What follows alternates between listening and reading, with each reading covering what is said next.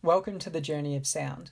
In this video, we will explore how both the anatomy and physiology of the ear are designed to allow us to process sound. We hear noise every day, but what is really going on? To answer this question, we will follow the route of a typical sound wave as it travels through the compartments of the ear on its journey towards the brain. To begin, let's have a look at the little things on the sides of your head. Here we have the visible region of the outer ear. Its technical name is the pinna, and it is made of elastic cartilage and soft tissue. Although the various nooks and crannies are perfect for trendy piercings, there is a functional purpose.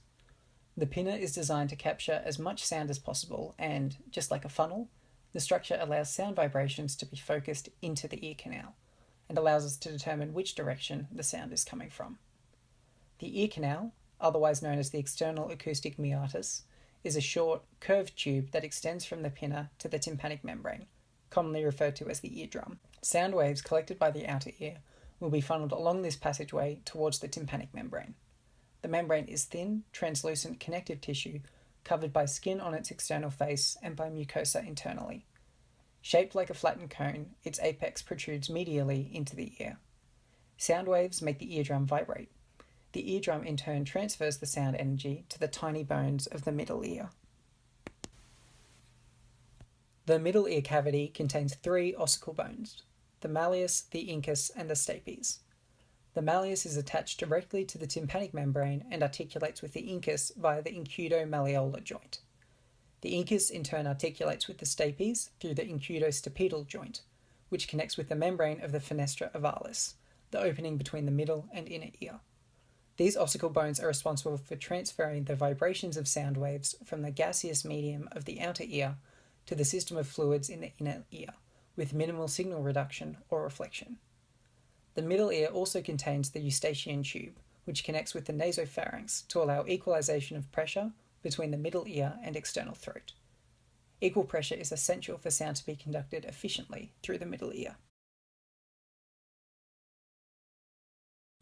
The fenestra ovalis marks the beginning of the inner ear. The footplate of the stapes articulates with the fenestra ovalis, causing displacement of the perilymph within the bony labyrinth of the vestibular structure. While the vestibular system is a core component of the inner ear, it is primarily associated with balance and not with hearing. Hence, our journey instead leads towards a spiral-shaped structure called the cochlea. A closer look at the cochlea shows that sound vibrations travel up the spiral to the apex, through a passage known as the scala vestibuli. As it does so, it displaces the perilymph and causes vibrations in Reisner's membrane on the floor of the scala vestibuli. This in turn displaces the endolymph contained in the cochlear duct, which vibrates the basilar membrane and stimulates the organ of Corti.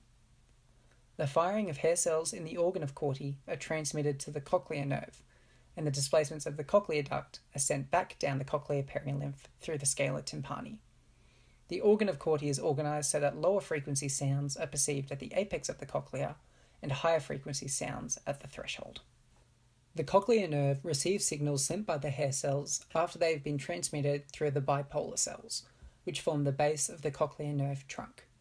From this point, sound travels as nerve impulses along the cochlear nerve, exiting the modiolus through the internal meatus.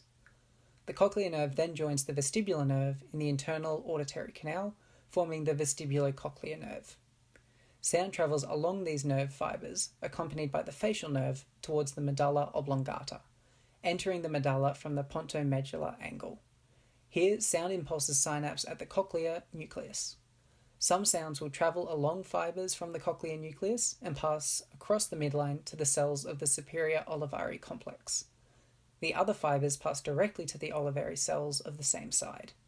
Together, these fibers form the body of the trapezoid. Other sound impulses travel to the inferior colliculus, where the signal is transmitted through synapses to the projection fibers that target the medial genicular body of the thalamus. The impulses that travel to the olivary cells will also travel onwards to synapse at the medial genicular body. Sound impulses then travel along orderly projection fibers to a specific place in the cortex of the temporal lobe, known as the primary acoustic area or the superior transverse temporal gyri of Heschel. The gyri of Heschel marks the end of our journey, as it is here where the sound vibrations are finally interpreted by the brain.